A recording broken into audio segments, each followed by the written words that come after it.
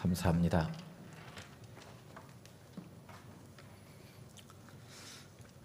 우리가 로마서의 말씀을 함께 나누고 있는데 로마서에 가장 많이 등장하는 단어는 하나님인데 총 153번 나옵니다. 성경학자들이 로마서를 원문으로 분석해 보니까 46개의 단어가 사용될 때마다 하나님이라고 하는 단어가 한 번꼴로 사용되었다라고 합니다. 이것이 성경에서 로마서만이 갖는 특징입니다. 이처럼 로마서에 하나님의 이름이 많이 사용되고 있는 이유는 구원의 주도권이 하나님에게만 있음을 분명히 하기 위해서입니다. 그래서 바울은 로마서를 통해 하나님의 복음이라고 하는 것을 우리에게 강조합니다. 오늘 본문 8절을 보면 바울은 이렇게 말합니다. 먼저 내가 예수 그리스도로 말미암아 너희 모든 사람에 관하여 내 하나님께 감사함은 너희 믿음이 온 세상에 전파됨이로다. 이 말씀을 보면 바울은 로마 교회와 로마 교회 성도들을 향해서 야, 너희들 진짜 대단하다. 어쩌면 그렇게 신앙생활을 열심히 잘할 수 있냐? 어쩌면 그렇게 너희는 어쩌면 그렇게 소문이 아름답게 날 정도로 열심으로 신앙생활을 하고 있냐? 이렇게 로마 교회 교인들을 칭찬하고 있지 않습니다. 너희에게 이 복음과 구원을 허락하신 하나님께 감사한다 이렇게 얘기합니다. 그래서 너희 모든 사람에 관하여 내 하나님께 감사함은 이렇게 표현합니다. 그러니까 이 모든 일을 허락하시고 가능하게 하신 분이 바로 하나님이다라고 하는 것을 강조하면서 초점이 로마 교회의 성도들이 아닌 하나님에게 있다라는 것을 말합니다. 또한 11절을 보면 내가 너희 보기를 간절히 원하는 것은 어떤 신령한 은사를 너희에게 나누어 주어 너희를 견고하게 하려 함이라 라고 말합니다. 여기서 바울이 말하는 신령한 은사는 하나님께서 베풀어 주신 은혜의 복음을 의미합니다. 은혜의 복음. 그래서 공동 번역에서는 영적인 축복 이렇게 번역했습니다. 그런데 우리가 가진 성경을 보면 마치 바울이 로마 교회의 성도들을 견고하게 하는 것처럼 보일 수 있지만 헬라어 원문 성경으로 보게 되면 주어가 분명하게 하나님으로 되어 있습니다. 그래서 이 말은 하나님이 나에게 베풀어 주셨던 그 은혜의 복음을 너희들에게도 베풀어 주셔서 너희를 견고하게 세워 주실 것이다 라고 하는 의미입니다. 이와 비슷한 말씀이 베드로전서 5장 10절에 나옵니다. 모든 은혜의 하나님 곧 그리스도 안에서 너희를 부르사 자기의 영원한 영광에 들어가게 하신 이가 잠깐 고난을 당한 너희를 친히 온전하게 하시며 굳건하게 하시며 강하게 하시며 터를 견고하게 하시리라. 우리가 신앙생활을 하면서 내 스스로 내 믿음을 굳건히 견고히 세워야지라고 생각하는 것은 안 됩니다. 만약에 내가 내 믿음을 세워갈 수 있다면 내가 노력하고 내가 열심을 내서 내 믿음을 견고하게 세울 수만 있다면 신앙생활은 우리에게 그렇게 어렵거나 힘들지 않을 겁니다. 하지만 우리 힘으로 오는 견고해질 수 없기 때문에 하나님께서 우리를 그렇게 견고하게 만들어 가실 것이다. 그런 믿음의 사람으로 너희를 만들어 가실 것이다 라고 하는 것을 바울은 말하고 있습니다. 여기에서도 역시 하나님이 중심이다 라고 하는 것을 바울은 강조하고 있습니다. 그렇다면 우리의 믿음이 견고해진다 라고 하는 건 뭘 의미할까요? 되게 우리는 얼마나 기도 많이 했냐, 성경을 얼마나 많이 읽었느냐, 또 얼마나 교회 일에 열심을 냈냐, 전도 몇 명이나 했냐, 이런 것들로 우리의 믿음을 판단하려고 합니다. 저는 이것들이 필요 없다, 잘못됐다라고 생각하지 않습니다. 우리가 하나님의 말씀을 가까이 하지 않고 또 기도를 통해서 하나님과 친밀한 교제를 나누지 않고 또 예배를 소홀히 하면 하나님을 깊이 알 수 없고 하나님과 더 깊고 친밀한 관계를 유지할 수 없습니다. 뿐만 아니라 하나님이 베풀어 주시는 신령한 은사를 맛보고 누릴 수가 없습니다.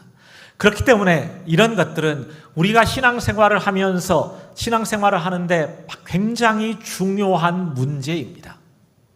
그런데 우리가 이렇게 하나님과 친밀한 관계를 맺고 영적인 공급을 받아야 되는 이유가 뭐냐라고 하는 걸 물어보면 그것은 우리의 삶의 전 영역에서 믿음으로 살아가기 위해서입니다. 우리들의 삶의 전 영역에서 믿음으로 살아가기 위해서. 그러니까 하나님이 우리를 살아가게 하신 그 삶의 자리에서 우리가 구원받은 하나님의 자녀로서 의와 진리와 거룩함을 따라 살아가면서 현실에서 부딪히는 모든 문제들에 믿음으로 반응하는 겁니다.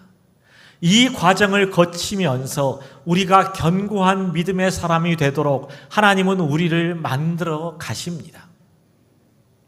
예를 들면 이런 겁니다. 아이들에게 가장 하기 싫은 게 뭐냐라고 물어보면 공부 이렇게 대답할 겁니다. 그러면 어른들에게 가장 하기 싫은 게 뭐냐라고 물어보면 일하는 것 이렇게 대답할 겁니다. 반대로 그러면 가장 하고 싶은 게 뭐냐라고 물어보면 뭐라고 대답할까요? 놀고 먹는 거. 아무것도 하지 않고 놀고 먹는 걸 하고 싶습니다.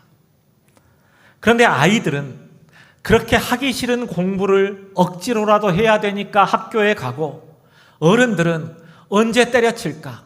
언제 그만둘까? 아, 진짜 안 가고 싶다 그러면서도 출근하고 일을 합니다. 그게 우리가 살아가는 현실이에요. 신앙생활도 마찬가지입니다. 본래 우리 안에는 선한 게 없습니다. 그래서 우리가 선하게 살아가는 것은 어려운 게 아니라 불가능한 일입니다.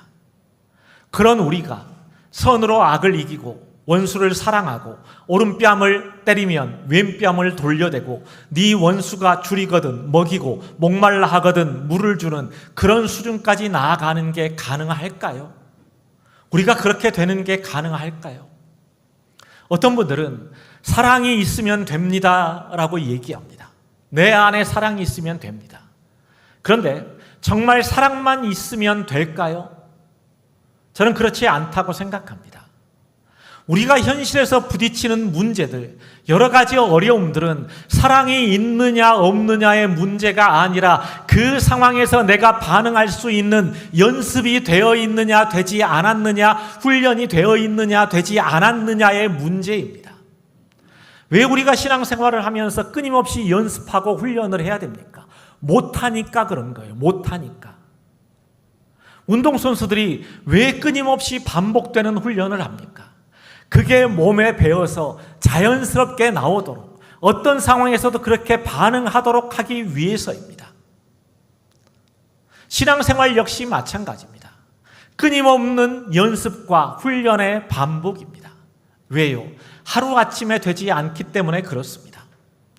우리가 매일매일 아니 매 순간순간마다 부딪히는 삶의 현실에서 깨지고 부서지고 넘어지고 실패하면서 배워가는 겁니다. 그렇게 한 발자국씩 앞으로 가는 겁니다. 이 과정을 거치면서 우리가 어떤 상황에서도 흔들리지 않는 견고한 믿음의 실력을 가진 사람이 되도록 하나님께서 우리를 그렇게 만들어 가시고 우리를 그렇게 세워 가십니다. 그 일을 위해서 지금도 하나님께서는 우리 인생 가운데 열심히 일하고 계십니다. 이어지는 14절을 보면 바울은 이렇게 얘기합니다. 헬라인이나 야만인이나 지혜 있는 자나 어리석은 자에게 다 내가 빚진 자라. 이 말을 간단하게 요약하면 나는 모든 사람에게 다 빚진 사람이다 라는 말입니다. 바울이 자기 자신을 빚진 자라고 생각하는 것 자체가 굉장히 놀라운 일입니다. 굉장히 놀라운 일이에요. 빌립보서 3장 5절에서 6절을 보면 바울은 이런 얘기를 합니다. 나는 8일 만에 할례를 받고 이스라엘의 족속이요 베냐민 지파요 히브리인 중에 히브리인이요 율법으로는 바리새인이요 열심으로는 교회를 박해하고 율법의 의로는 흠이 없는 자로다.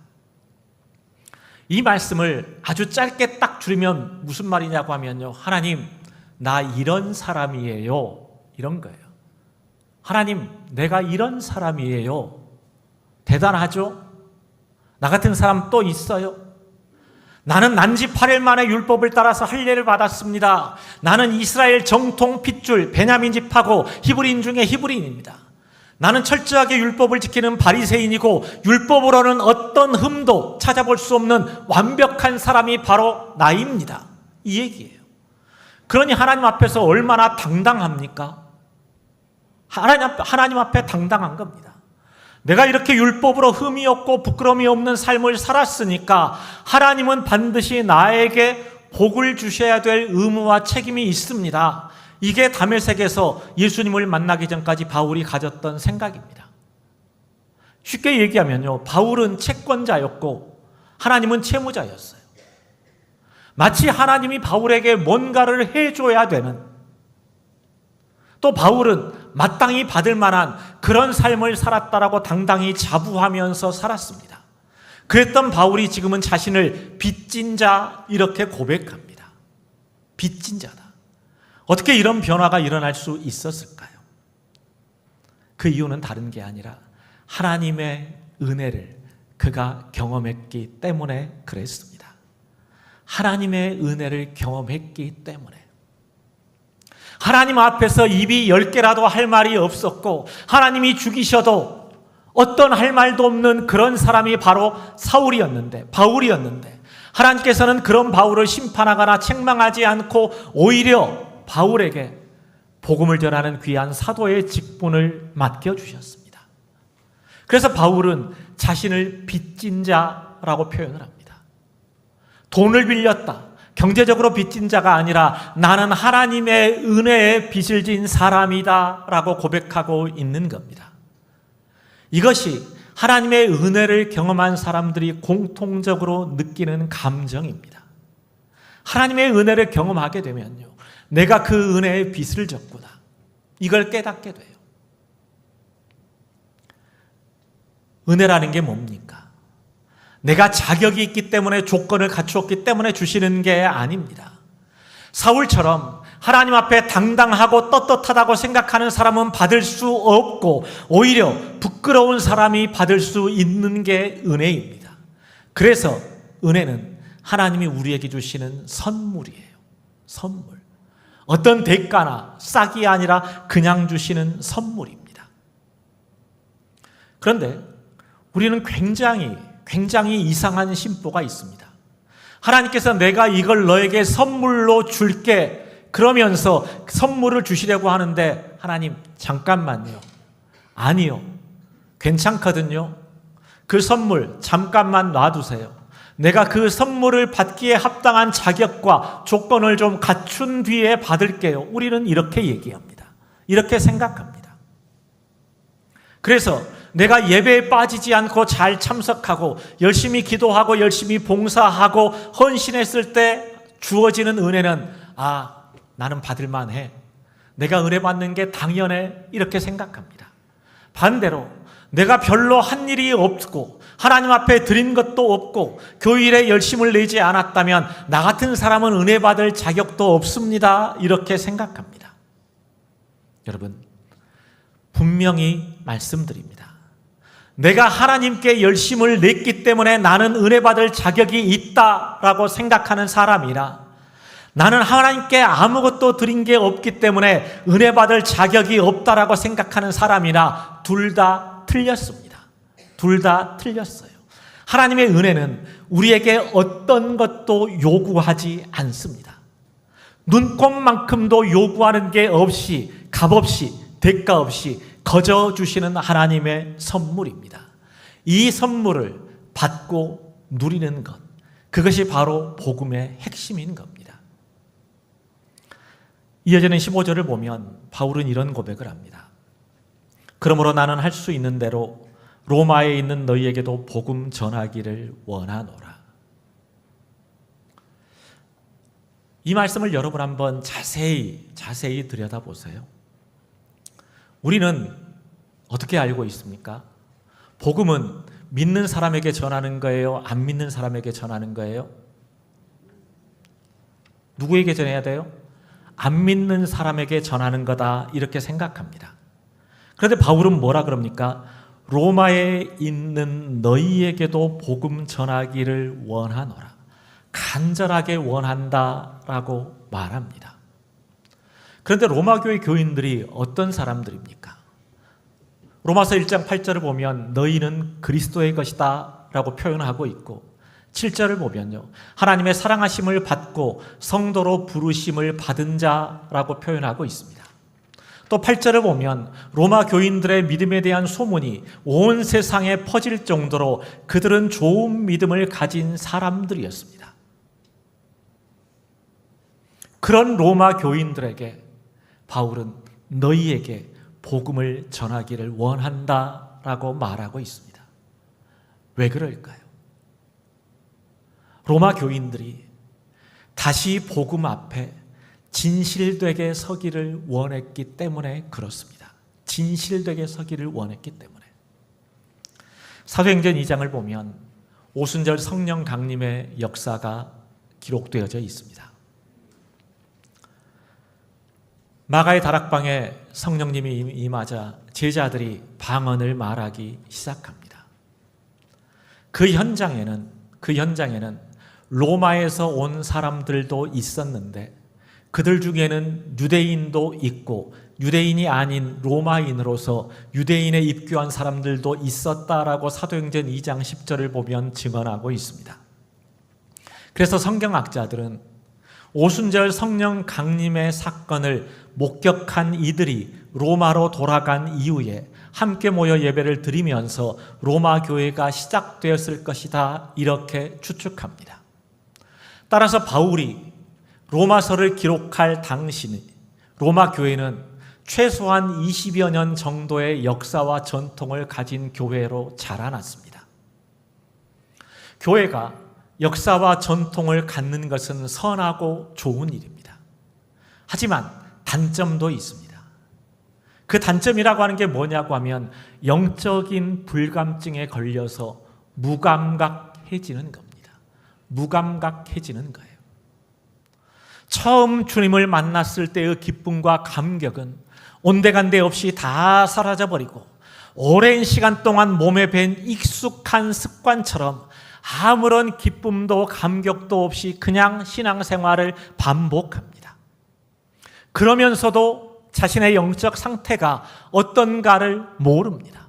오히려 잘하고 있다고 생각합니다. 아마 로마 교회 역시 마찬가지였을 겁니다.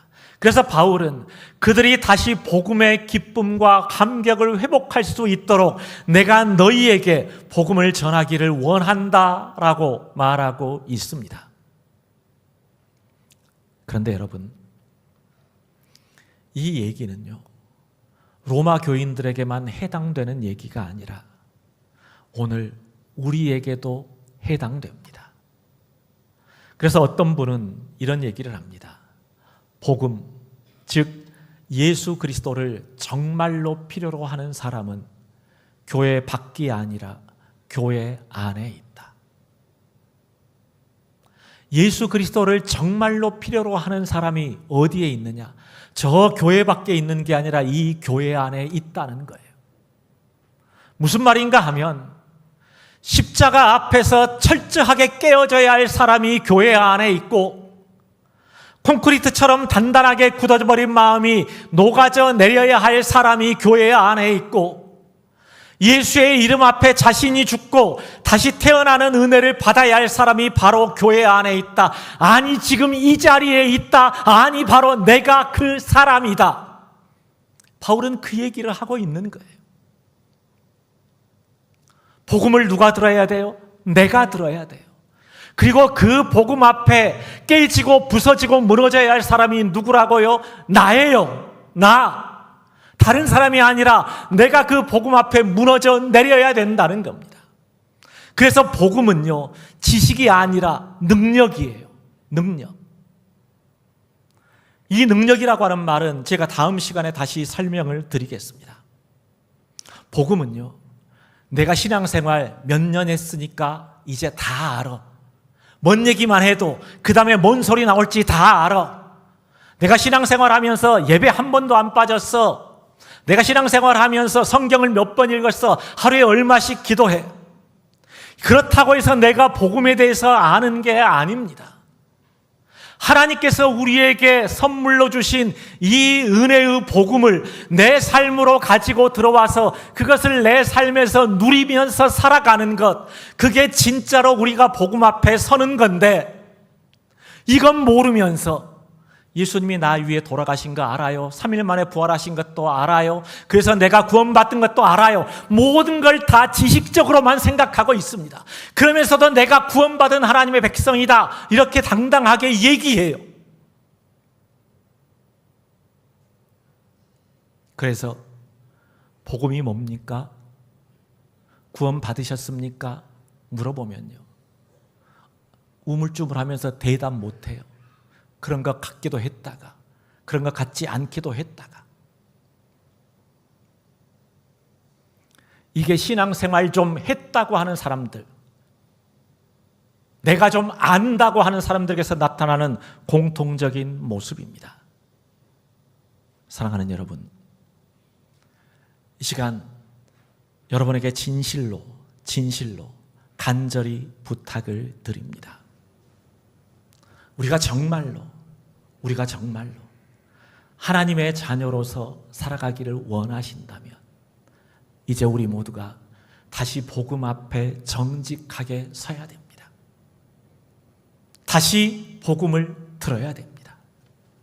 주님은 이 시간 우리에게 묻습니다. 너는 신앙의 화려한 경력을 자랑하고 믿음의 모양과 형식은 그럴싸하게 갖추었는데, 네가 스스로 자부하는데 네 안에 구원의 기쁨이 있느냐? 네가 구원받았다는 것을 생각하면 행복하냐? 너를 위해서 베풀어 주신 하나님의 은혜와 사랑을 생각할 때마다 네 안에서 솟아나는 감동이 있느냐? 오늘 주님은 우리에게 묻고 계십니다. 저에게, 여러분에게 묻고 계세요. 뭐라고 대답하시겠어요? 있기는 있는 것 같은데요, 어떤 때는 좀 있는 것 같았다가요, 어떤 때는 좀 없는 것 같고요. 내가 주님 앞에 대답할 말이 있어야 됩니다. 그러므로 항상 예수님을 생각하십시오. 예수님이 나를 얼마나 사랑하셨는가를 쉬지 않고 묵상하십시오. 나를 위해서 죽으신 예수 그리스도를 걸으면서 묵상하고, 바빠서 정신없을 때도 생각하고, 피곤하고 지쳐 있을 때도 묵상하고, 이런저런 문제들로 인해 염려하면서 잠 못 이루는 밤에도 주님을 생각하십시오. 이것이 바로 다시 복음 앞에 서는 것이고 복음을 듣는 겁니다. 내가 하나님의 자녀가 되었다는 사실을 우리가 잊지 않고 기억하게 되면 어떤 일을 만나더라도 기죽지 않고 당당하게 살아갈 수 있게 됩니다. 또한 우리의 시선을 항상 주님에게 고정하고 살아가면 세상의 값비싼 것들이 부러워 보이지 않게 되고 하나님께서 주시는 평안이 우리의 마음을 가득가득 채우게 됩니다. 이 모든 것을 가능하게 하는 힘이 뭐냐? 바로 복음이다. 바로 복음이다라고 하는 것을 이제 로마서는 우리들에게 말하고 있습니다. 그러므로 이제 우리가 다시 복음으로 돌아가야 하고 하나님의 말씀으로 돌아가야 됩니다. 이것만이 말라 비틀어진 우리의 영혼이 다시금 살아날 수 있는 유일한 길입니다. 이 시간 성령님께서 저와 여러분 모두를 하나님의 복음 앞에 다시 진실되게 설 수 있도록 인도해 주시고, 또 그 복음으로 우리의 삶을 아름답게 꽃피우며 살아갈 수 있도록 인도해 주시기를 주님의 이름으로 간절히 기도드립니다. 이 시간 우리 다시 복음 앞에 우리 함께 찬양하시겠습니다.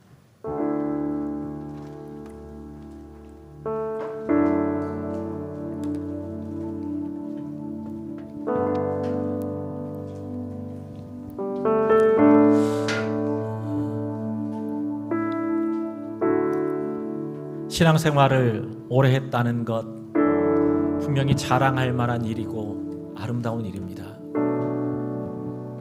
그런데 아무리 좋은 경력도, 내 신앙의 이력도, 내 마음 중심이 하나님을 향해 있지 않고 내가 진실로 복음 앞에 서지 못한다면 그것은 신앙의 겉모양은 갖췄을지 모르지만 내용은 하나도 없는 껍데기일 뿐입니다. 우리가 신앙생활 저 몇 년 했어요, 저 직분이 뭐예요, 우리 이렇게 자랑할 수 있지만 진짜로 우리가 자랑해야 할 것은 예수 그리스도의 십자가, 그리고 나에게 베풀어 주신 하나님의 은혜와 사랑, 이것뿐입니다. 이걸 우리가 자랑하기 위해서는 다시 복음 앞에 진실된 마음으로 서는 것, 하나님의 말씀 앞에 두려운 마음으로 서는 것이 필요합니다.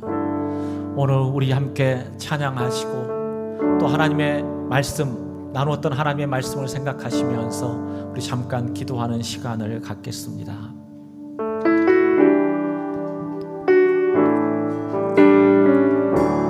많은 이들 말하고 많은 이들 노래는 하지만 정작 가진 않는 길, 두려운 생각보다 많이 힘들고 험한 길보다 그저 말로만 가려기에 점점 멀어져만 가네. 내게 생명 주었던 그 길 점점 이용하려 하네. 점점 이용하려 하네. 내게 사랑 주었던 그 길, 다시 복음 앞에 내 영혼 서네. 주님 만난 그때 나 다시 돌아가 주님께 예배드리며 다시 십자가의 길 걸으리. 많은 이들 말하고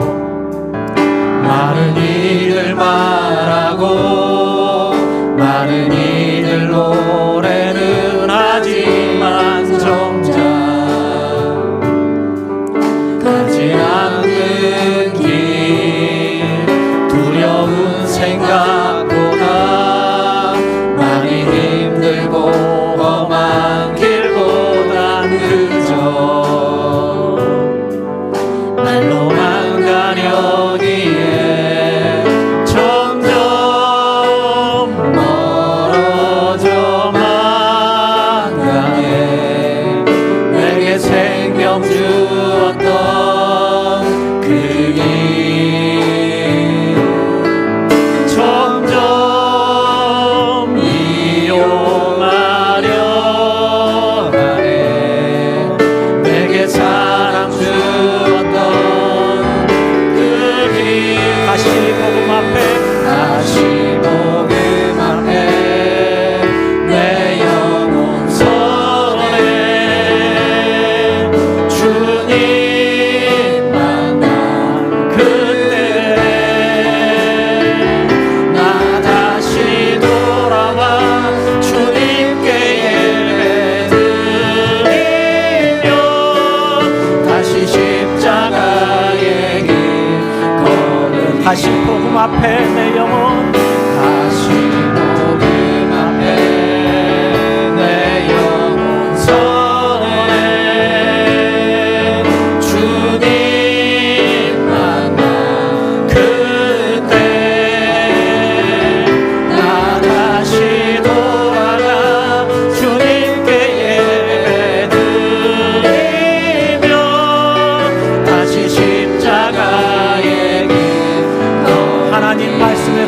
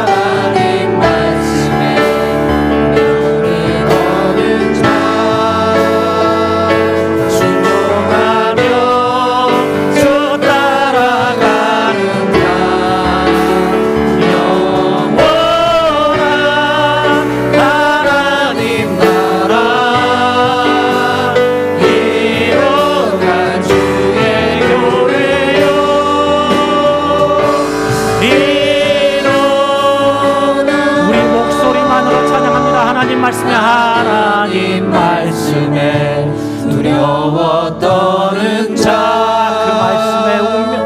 그 말씀에 생명을 거는 자, 한 사람 찾으시는 주님의 약속을 믿어. 하나님 말씀에 생명을 거는 자,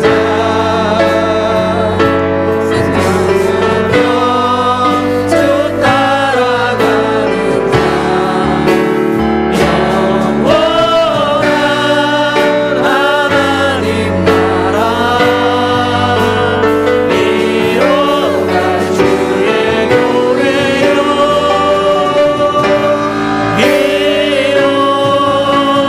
이 시간 오늘 우리 함께 말씀 붙들고 기도하겠습니다. 말씀의 주인이 되시는 하나님, 오늘 하나님께서 우리에게 주시는 말씀을 통해 이제 우리가 가슴을 찢고 하나님 우리의 모습을 하나님 앞에서 정직하게 돌아볼 수 있도록 아버지 하나님 도와주시옵소서. 하나님, 우리는 하나님을 믿는다는 모양은 갖추었지만 얼마나 진실되게 하나님을 믿고 살아왔습니까? 하나님의 말씀 앞에 얼마나 정직하게 반응하며 살아왔습니까? 또 삶의 자리에서 내가 얼마나 하나님의 말씀대로 순종하며 살았습니까? 아버지 하나님, 이제 우리는 신앙의 겉모양은 그럴싸해 보이지만 아무런 내용으로 갖추지 못한 빈 껍데기였음을 이 시간 고백합니다. 하나님, 내가 바로 복음을 들어야 할 사람입니다. 내가 복음 앞에 서야 할 사람임을 하나님께서 알게 하여 주시옵소서. 우리가 하나님의 그 복음 앞에 진실된 마음으로 설 수 있도록 하나님 나를 도와주시옵소서. 하나님, 이 시간 내 마음을 찢고 하나님 앞에 설 수 있게 해주시옵소서.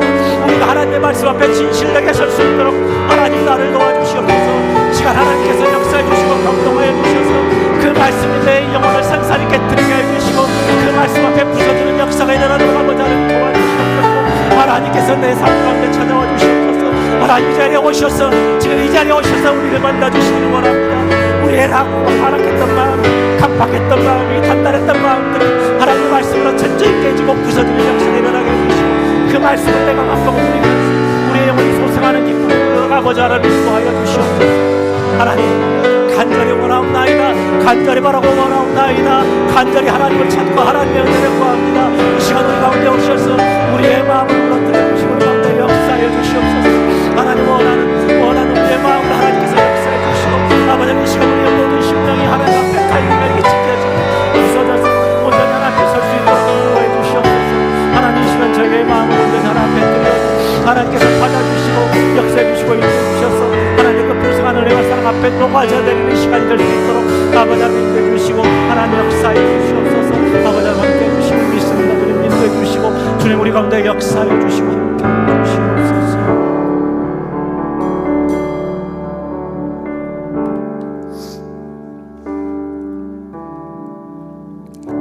말씀의 주인이 되시는 하나님 아버지, 오늘 하나님께서 우리에게 주시는 말씀을 듣고 우리의 마음을 찢으며 하나님 앞으로 나아가게 하여 주시옵소서.